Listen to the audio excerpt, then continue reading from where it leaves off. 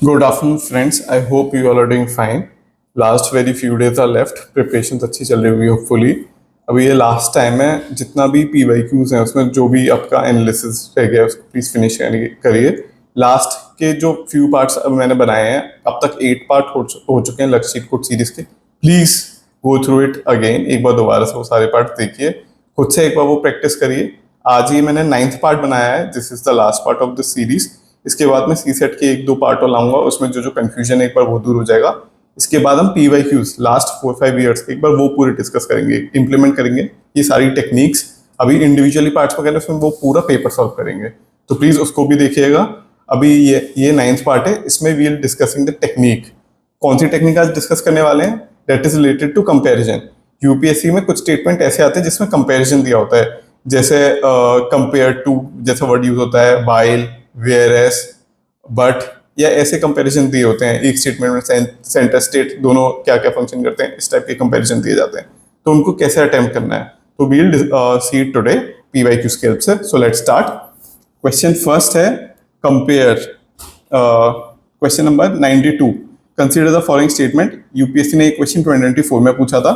Statement 1 है giant stars live much longer than dwarf star. तो इसमें दो ये इनका कंपैरिजन हो गया कि giant star live long enough longer than dwarf star. Statement 2, compared to dwarf stars, giant stars have a greater rate of nuclear reaction. ये बात सही है कि giant star इसलिए ही giant star बोले जाते हैं क्योंकि इसमें न्यूक्लियर रिएक्शन ज्यादा होता है.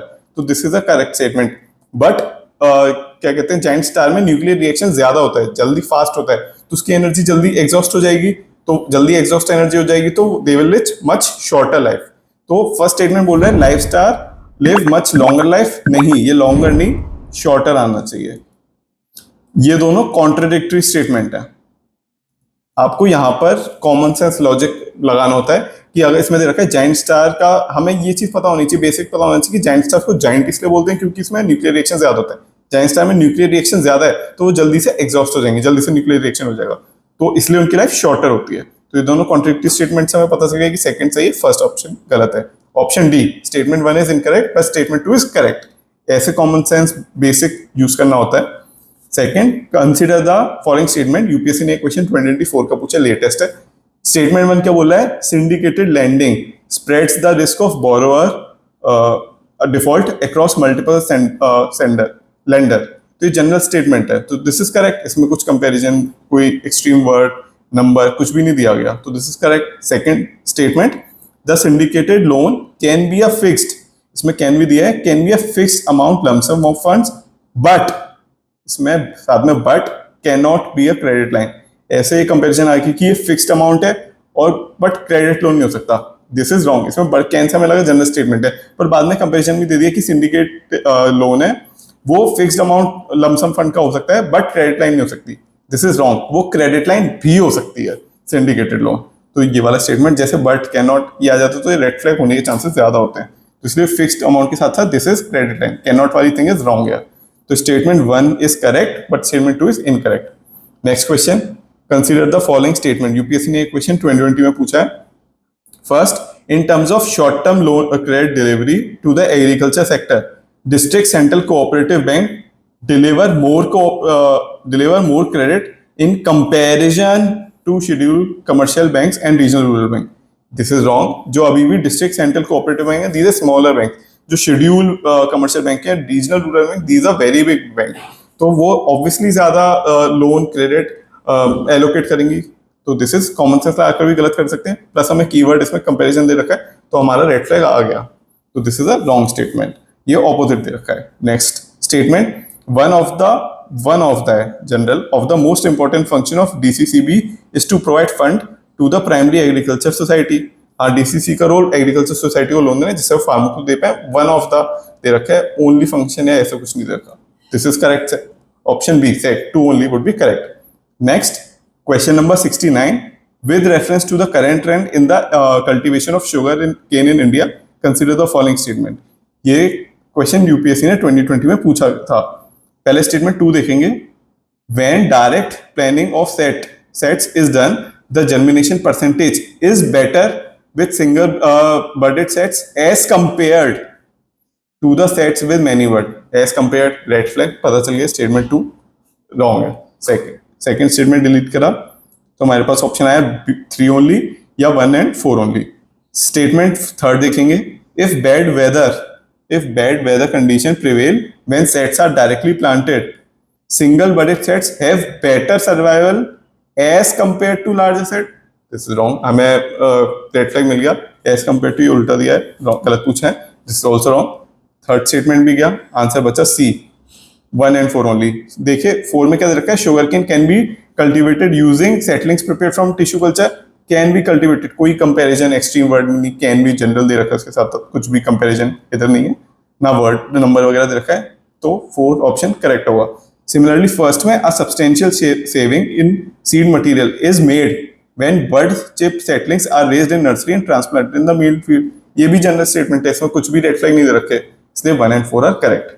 नेक्स्ट क्वेश्चन नंबर 66, यूपीएससी ने ये 2020 में पूछा था, with reference to pulse production in India consider the following statement. First क्या दे रखा है, black gram can be cultivated as both kharif crop and rabi crop, दोनों में कर सकते हैं, इसमें वाइल या बट कैन नॉट ऐसी वाली चीज कुछ नहीं दे रखी, खरीफ क्रॉप में हो सकता है but not in rabi crop, कुछ भी ऐसा नहीं दे रखा, जनरल स्टेटमेंट है, करेक्ट। नेक्स्ट उसके बाद ये थर्ड वाला स्टेटमेंट पहले देखेंगे, ऑप्शन 1 वाला करेक्ट है, ये दोनों में से होगा, 3 और बी और सी नहीं हो सकते। उसके बाद third statement, in the last 3 decades while the production of kharif crop has increased, while comparison आ गया, the production of rabi pulses has decreased, तो ये कंपैरिजन आ गया, खरीफ क्रॉप इंक्रीज हुए हैं, रबी क्रॉप डिक्रीज हुए हैं, तो ये दोनों एक साथ सिमिलर स्टेटमेंट एक में आ गए कंपैरिजन, तो हमने बताया कि ऐसा कंपैरिजन आ जाए that is a red flag, हमें उसमें भी नॉलेज में भी लग रहा है कि ये गलत हो सकता है, this is a wrong statement. Third option delete किया, थर्ड ऑप्शन भी डिलीट हो गया, first option A 1 only is correct. ठीक है, नेक्स्ट क्वेश्चन करते हैं, आई होप आपको समझ आ रहा होगा, इजी लग रहा होगा। Question number 100, which one of the following statement is not correct. UPSC में जब भी पेपर अटेम्प्ट करना है उसमें देखना है कि करेक्ट पूछ रहा है या नॉट करेक्ट। यूपीएससी ने एक क्वेश्चन 2017 में पूछा था, नॉट करेक्ट, जिसमें कंपैरिजन होता है उसके चांसेस होते हैं, hepatitis B virus is transmitted much like HIV, this is correct. Much like HIV दे रखा है पर ये कीवर्ड नहीं है, मतलब इसे ये मत समझिएगा कि इसमें कंपैरिजन आ गया तो ये गलत हो सकता है। उसके बाद सी, globally the number of people infected with hepatitis B and C viruses are several times more than infected with HIV. This is correct. Hepatitis B और C ज़्यादा लोग प्रोटेक्टिव मेजर्स नहीं लेते, इसलिए हेपेटाइटिस बी एंड सी से ज़्यादा infected है compare to HIV. This is correct. D, some of those infected with hepatitis B and C virus do not show the symptoms for many years. Some general statement, many, some. This is also correct. और इधर ये भी common sense से बता सकते हैं कि option state A में भी हेपेटाइटिस बी वायरस से transmitted much like HIV, HIV की तरह जो बॉडीली फ्लूइड होते हैं उससे हेपेटाइटिस बी भी हो जाता है, तो this is also a will be correct, ये कॉमन सेंस से कर सकते हैं। But B, hepatitis B unlike hepatitis C does not have a vaccine, this is wrong, ये उल्टा गलत दे दिया है, तो this is a wrong statement. Like, तो आंसर इसका क्या होगा, which of following is not correct, B is not correct. Next question करते हैं, with reference to Mughal India what are the differences between jagirdar and zamindar. ये पीएससी ने क्वेश्चन 2019 में पूछा है। Jagirdar were holders of land assignment in lieu of judicial and police duty, whereas judicial and police duty नहीं आएगा, administrative और military duties करते थे जागीरदार जो होल्डर थे, तो ये गलत वर्ड्स दिए हुए हैं, जुडिशियल ड्यूटी नहीं थी। Whereas zamindar were holder of revenue rights without obligation to perform any duty other than revenue collection, थोड़ी other duties भी थी, whereas ये दोनों में comparison आ गया, this is a wrong statement, general पढ़कर भी हमें पता चल गया। Second, land assignment to Jagirdar were hereditary and revenue rights of जमींदार were not hereditary, this is wrong, this is इधर non hereditary, इधर hereditary भी था, तो ये वो गलत statement उल्टे दे दिए, this is a wrong statement, ये भी comparison आ गया कि इसका hereditary है, इसका hereditary नहीं है, तो this is a wrong statement. Answer D, neither 1 and 2 are correct. Next question, with reference to the election of President of India, consider the following statement. UPSC ने 2018 में क्वेश्चन पूछा है। First, the value of the vote of each MLA varies from state to state. This is correct. The value of vote of MLA of Uttar Pradesh will be different than value of vote of MLA of Kerala or Tamil Nadu. तो ये क्योंकि population से जितने MLA की seats होती हैं उसको divide करके निकलता है. This is correct general information. Second, the value of the vote of MPs of the Lok Sabha is more than the value of the vote of MPs of Rajya Sabha. Comparison दोनों का. This is comparison के अलावा common sense भी लगा सकते हो कि जब उसके एमएलएस की अलग अलग वैल्यू है पर एमपीज जो लोकसभा राज्यसभा के होते हैं उनकी सिमिलर वैल्यू होती है. ये हमने बेसिक लक्ष्मीकांत में पढ़ा है. बेसिक नॉलेज से हम कर सकते हैं. This is a wrong statement. Option 1 only is correct. Next, UPSC ने क्वेश्चन 2018 में पूछा है. Consider the following statement. Question 1, Statement 1. The Reserve Bank of India manages and services Government of India securities, but not any state government securities. This is wrong. State government की भी करता है, हमें पता है basic. This is a wrong statement. First option delete किया. उसके बाद third option दोनों में आ रहा है तो ये correct है. Second, treasury bills are issued by the Government of India, and there are no treasury bills issued by the state government. So this is the correct statement. Option C 2 and 3 only. तो ये वाला थोड़ा tricky था, मतलब मुझे भी लगा था कि रॉन्ग हो सकता है, बट दिस इज करेक्ट. तो ऐसी थोड़ी नॉलेज ज्यादा जरूरी है इसको मार्क करने के लिए. नेक्स्ट क्वेश्चन करते हैं. With reference to digital payment consider the following statement. ये क्वेश्चन यूपीएससी ने 2018 में पूछा है. क्वेश्चन स्टेटमेंट 1 क्या है?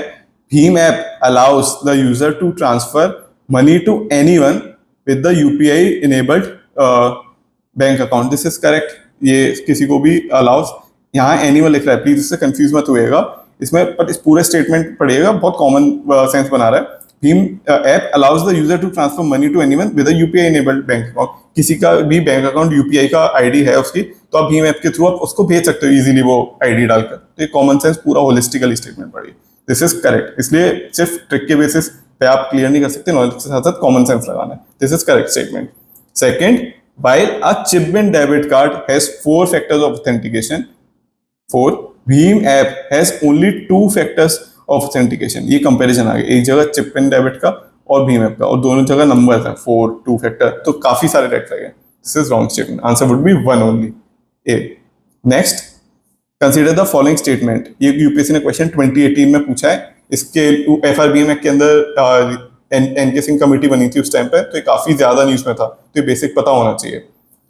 First statement, consider the following. The FRBM the fiscal responsibility and budget management review committee report has recommended a debt to GDP ratio of 60% combined general government by 2023. 60% GDP का होना चाहिए दोनों का, centre और state government का मिलाकर, जिसमें 40% centre का होगा, 20% स्टेट का होगा. ये कंफ्यूज मत होइएगा, हमेशा याद रखिएगा कि सेंटर इज बिगर, उसकी बोरिंग्स वगैरह लिमिट ज्यादा होती हैं.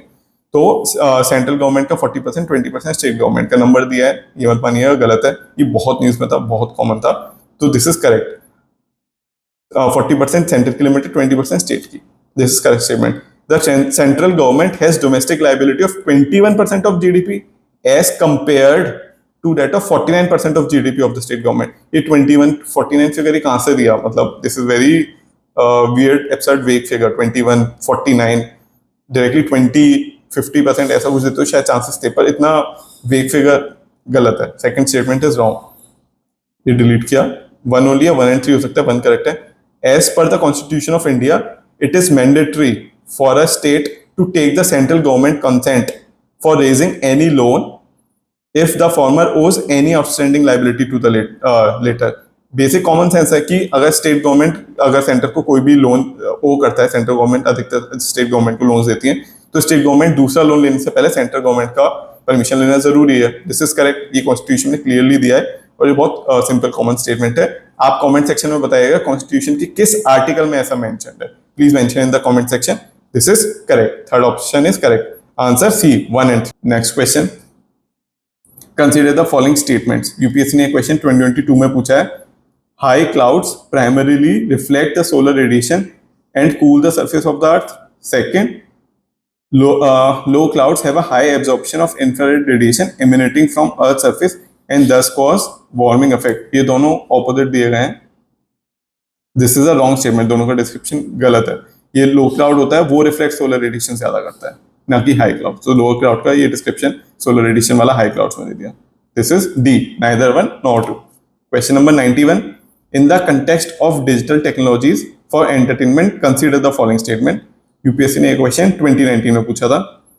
फर्स्ट स्टेटमेंट क्या बोल रहा है, in the augmented reality a simulated environment is created and the physical world is completely shut out. Simulated environment augmented में बनता है, ये यूपीएससी कह रहा है. Second, in virtual reality images generated from a computer are projected on to a real life object और surrounding. ये दोनों का डिस्क्रिप्शन ऑपोजिट दे रखा है. वर्चुअल रियलिटी में सिमुलेटेड एनवायरमेंट बनाया जाता है, पर ऑगमेंटेड रियलिटी में जो इमेजेस कंप्यूटर में दी गई हैं उसको रियल लाइफ ऑब्जेक्ट की तरह इनहेंस कर दिया जाता है.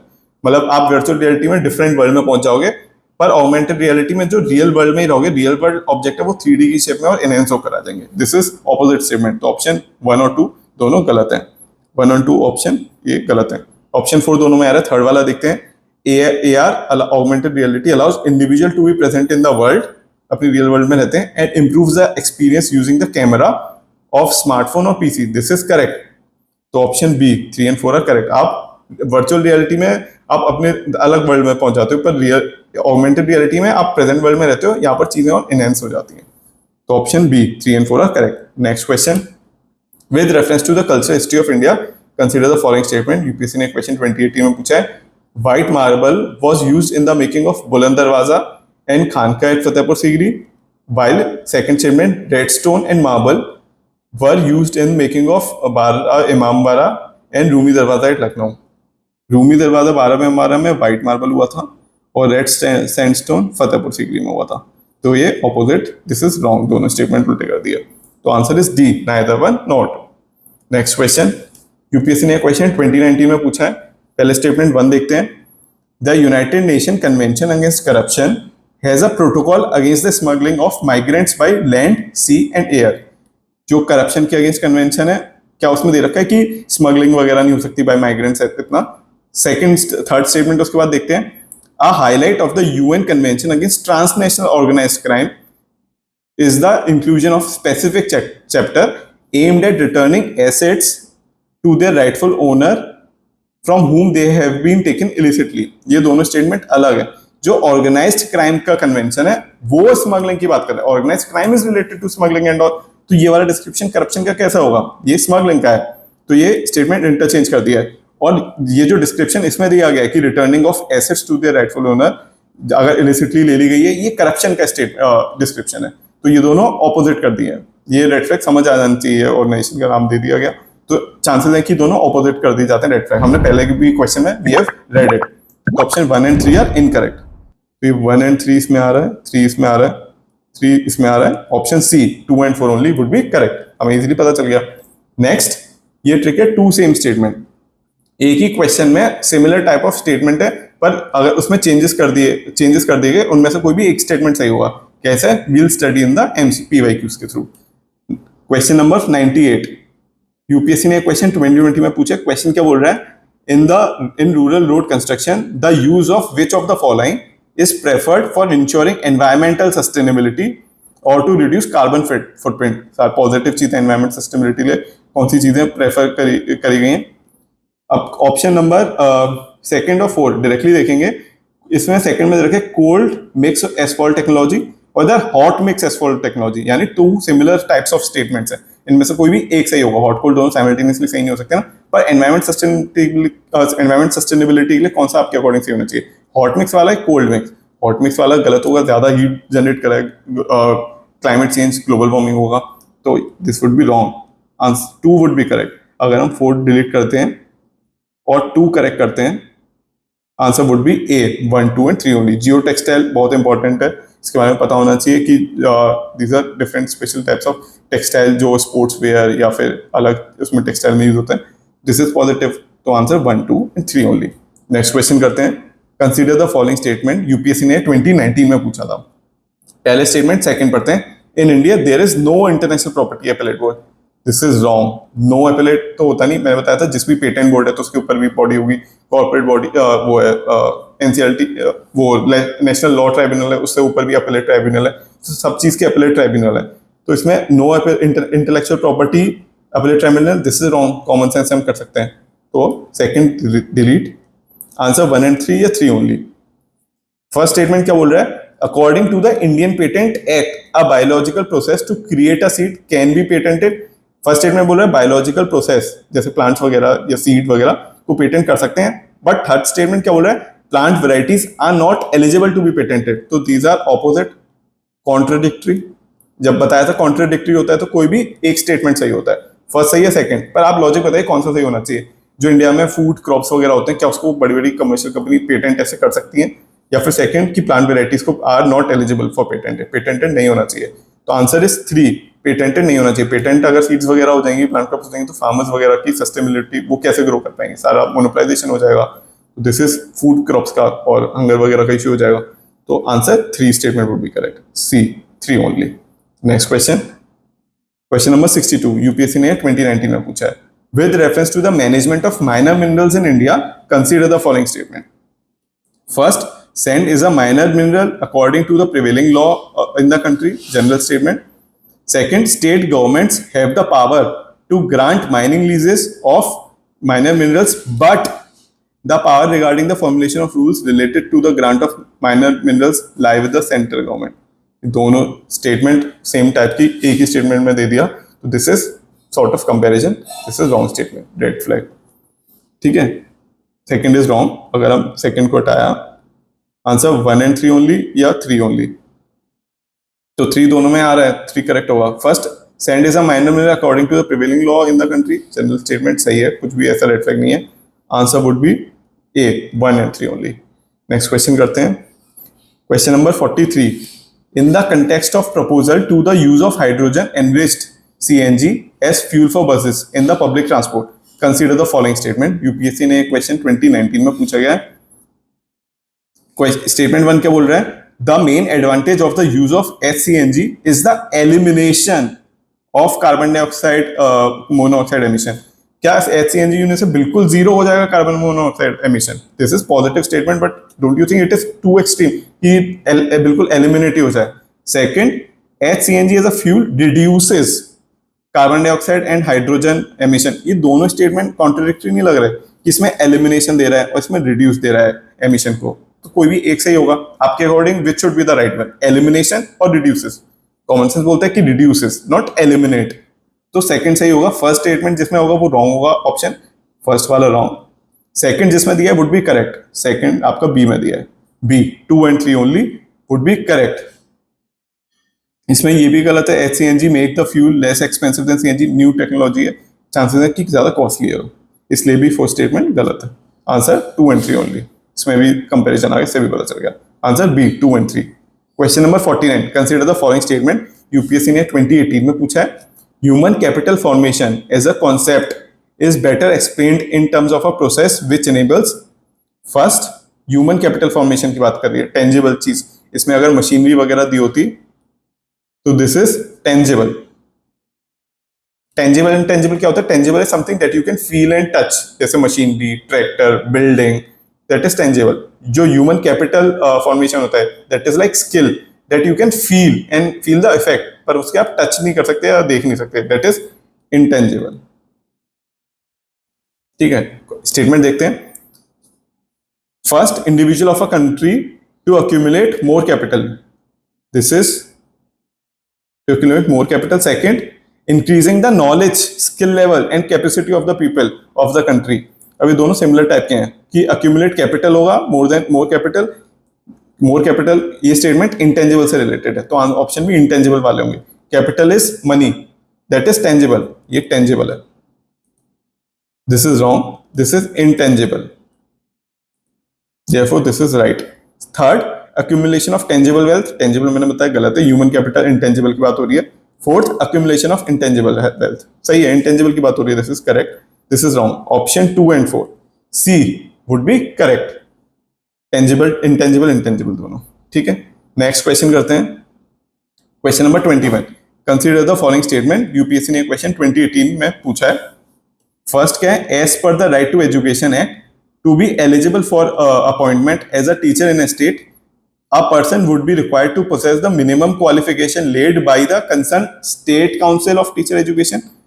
Next statement तो देखते हैं, as per the RT Act, for teaching primary classes, a candidate is required to pass a teacher eligibility test conducted in accordance with the National Council of Teacher Education guideline. अब ये दोनों कौन regulate कर रहा है? State council teacher board regulate कर रहा है या national council of teacher education?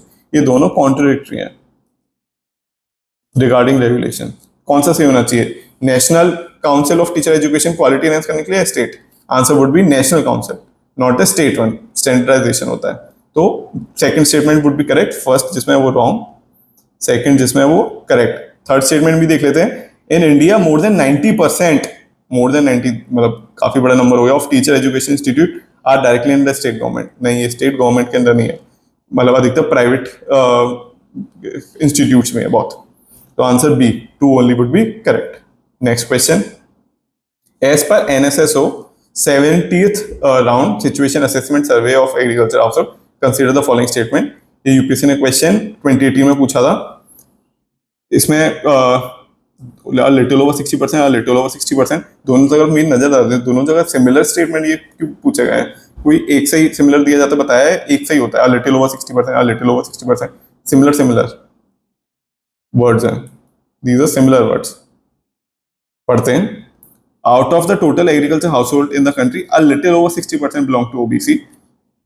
Third, in Kerala a little over 60% of agriculture household reported to have received maximum income from sources other than agriculture activity।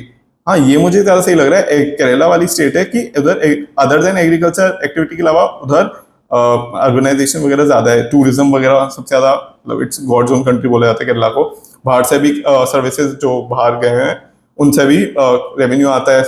बाकी केरला में tourism sector जो service sector में आता है उससे ज्यादा मनी आता है, तो सर्विस सेक्टर से इस टूरिज्म एंड ऑल से ज्यादा मनी है than agriculture. This is seems to be correct common sense knowledge से। फर्स्ट सही होगा, इसलिए मुझे सेकंड पे डाउट हुआ। दोनों जगह सिमिलर स्टेटमेंट है, एक ही सही हो सकता है। थर्ड वाला इस 3 में आ रहा है, सेकंड जिसमें आ रहा है वो रॉन्ग होना चाहिए। A is wrong, B is wrong, C is wrong. Answer C, 1 and 3 only should be correct. Next question करते हैं। कॉन्स्टिट्यूशन, ये अलग ट्रिक है। कॉन्स्टिट्यूशन वाला अगर यूपीएससी में क्वेश्चन में कॉन्स्टिट्यूशन डिफाइंड या कॉन्स्टिट्यूशन प्रोवाइड, अगर ऐसी चीज आ जाती है कॉन्स्टिट्यूशन में कुछ मेंशन्ड है वगैरह, तो चांसेस की कॉन्स्टिट्यूशन में बहुत कम चीज डिफाइंड है। पार्लियामेंट उनके ऊपर लॉ लाता है, लॉ में डिफाइंड होती है चीजें। कॉन्स्टिट्यूशन में अधिकतर बेसिक ब्रॉडली चीजें दी जाती हैं, फिर पार्लियामेंट के ऊपर होता है उन चीजों को डिफाइन करना। आई होप ये समझ आ गया होगा। क्वेश्चन अटेम्प्ट करके देखते हैं कैसे फर्दर समझ आएगा क्वेश्चन अटेम्प्ट करते टाइम। यूपीएससी में एक क्वेश्चन 2023 में पूछा था, question number 20, consider the following statement. Statement 1 क्या बोल रहा है? The supreme court of India has held in some judgment that the reservation policy made under article 16(4) of the constitution of India would be limited by article 335 for maintenance of efficiency of administration. ठीक है, इधर कहीं भी ये नहीं रखा कि constitution defined या provides. Statement 2, Article 335 of the Constitution of India defines the term efficiency of administration। नहीं, आर्टिकल 335 में दे रखा है एफिशिएंसी ऑफ एडमिनिस्ट्रेशन होनी चाहिए, रिजर्वेशन उसको ब्रेक ना करे, पर डिफाइन नहीं किया एफिशिएंसी वाला word. It has not, article 335 has not defined efficiency of administration. This is wrong statement. Statement 1 is correct, statement 1 is correct, 2 is incorrect. Question number 84, consider the following statement. UPSC ने question 2022 में पूछा है। Question क्या बोल रहा है?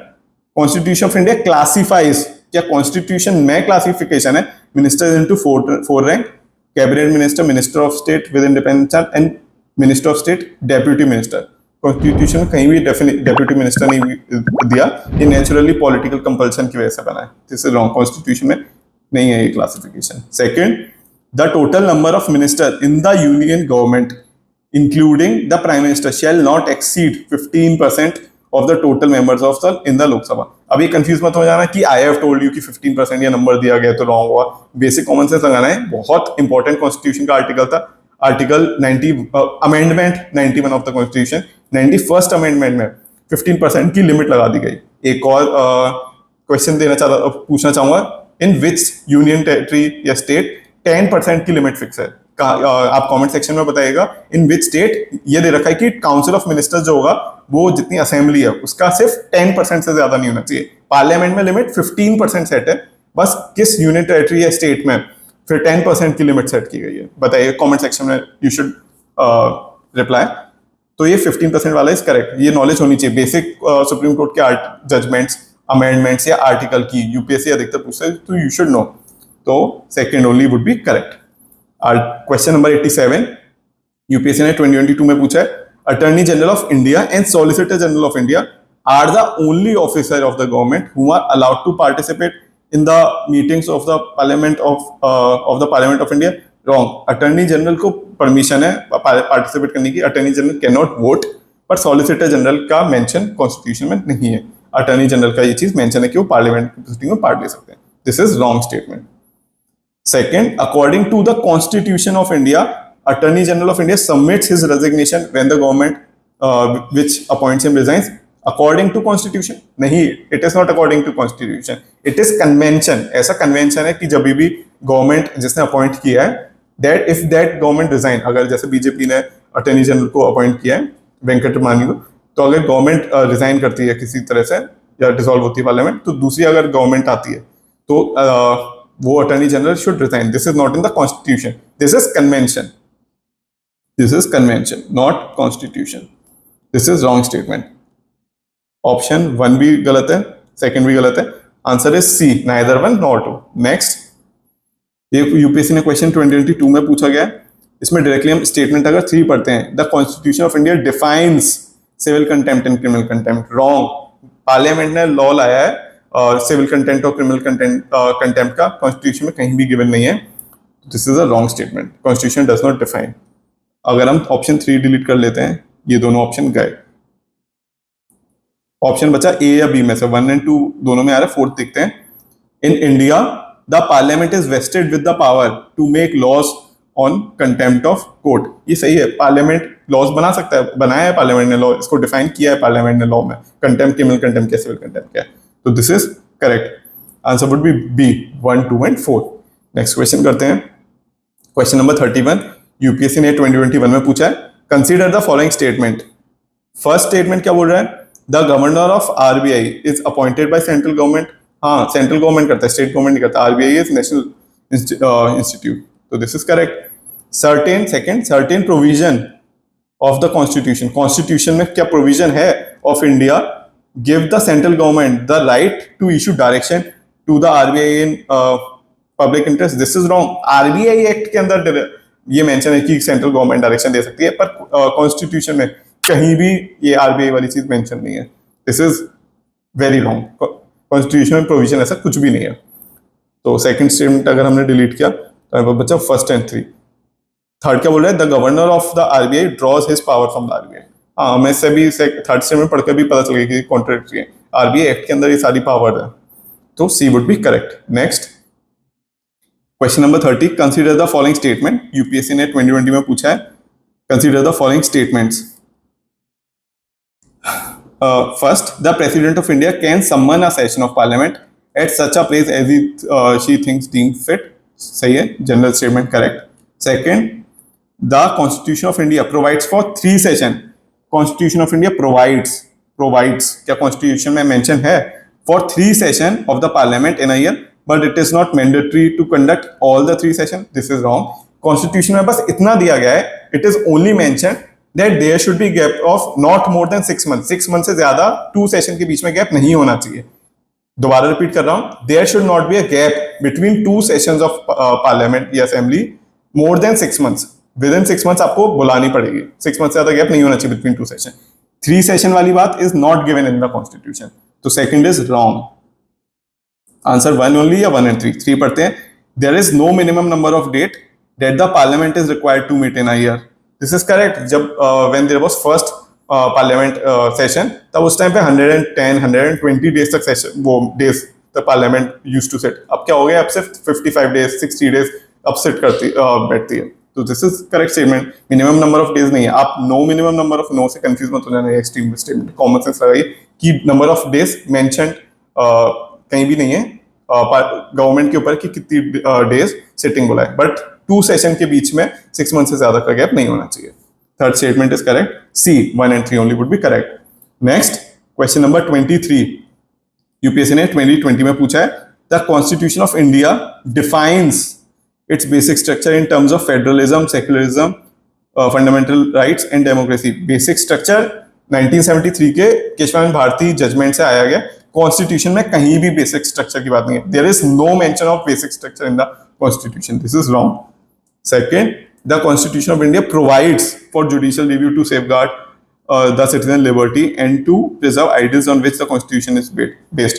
ये भी आर्टिकल्स के इनडायरेक्ट इंटरप्रिटेशन से आया है, जैसे आर्टिकल 13 बोल सकते हैं, आर्टिकल 32 में इनडायरेक्टली जुडिशियल रिव्यू मेंशन है, पर कॉन्स्टिट्यूशन प्रोवाइड कहीं डायरेक्टली नहीं करता, it does not provide directly, indirect है कॉन्स्टिट्यूशन में, not direct.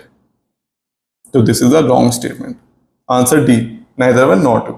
Next question, consider the following statement.